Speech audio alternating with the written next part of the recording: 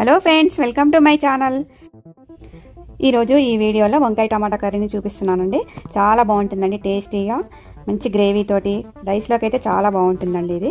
ఇప్పుడు దీని తయారీ విధానం చూద్దాం. స్టవ్ ఆన్ చేసుకుని ఒక గిన్నె పెట్టుకొని అందులోకి 3 స్పూన్ ఆయిల్ వేసుకొని అందులోకి ఒక 1/2 స్పూన్ జీలకర్ర వేసుకోండి. ఆ తర్వాత ఒక మీడియం సైజ్ ఆనియన్స్ కట్ చేసి వేసుకోండి. ఆ తర్వాత అందులోకి 1 స్పూన్ అల్లం వెల్లుల్లి పేస్ట్ వేసుకొని పచ్చివాసన పోయేంత వరకు వేయించండి.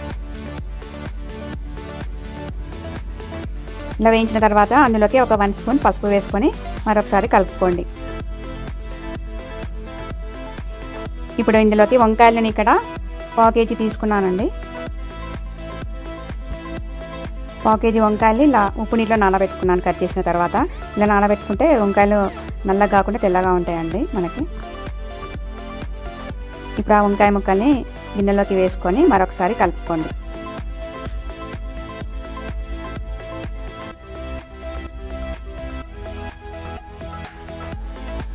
మనకు వంకాయ కర్రీ గ్రేవీ రావాలంటే ఒక 2 టమాటాలు వేసుకోండి. మీడియం సైజ్ టమాటాస్ ఇలా కట్ చేసి వేసుకోండి. ఇప్పుడు దీన్ని మూత పెట్టుకొని ఉడికించుకోవాలి. ఆ తర్వాత ఒక చిన్న జార్ తీసుకొని అందులోకి 5-6 పచ్చిమిరపకాయలు వేసుకోండి. కారంగా ఉండేటివి వేసుకోండి, అప్పుడే టేస్టీ వస్తుంది కర్రీకి. అలాగే రాక్ సాల్ట్ వేసుకోండి. రుచికి సరిపడా ఉప్పు వేసుకొని ఇది గ్రైండ్ చేసుకొని ఇప్పుడు ఇది కర్రీలోకి వేసుకోవాలండి. పచ్చికారం వేసుకుంటే మన కర్రీకి చాలా టేస్టీగా ఉంటుందండి. తెలంగాణలో ఇలాగే వండుతారు, చాలా టేస్టీగా ఉంటుంది కర్రీ. పచ్చిమిరపకాయల కారం వేసుకోవడం వల్ల కర్రీకి మంచి టేస్ట్ వస్తుందండి. అలాగే ఒక 1 స్పూన్ చిల్లీ పౌడర్ కూడా వేసుకోవాలి. ఇది కొంచెం అది కొంచెం మిక్స్ అయితే చాలా బాగుంటుందండి టేస్ట్. మంటను సిమ్లో పెట్టుకొని ఇలా మూత పెట్టుకొని ఉడికించుకోండి. కొంచెం ఉడికిన తర్వాత ఒక 1 స్పూన్ జీలకర్ర మెంతుల పొడి వేసుకోండి. ఆ తర్వాత కొన్ని కరివేపాకు ఆకులు వేసుకొని కలుపుకొని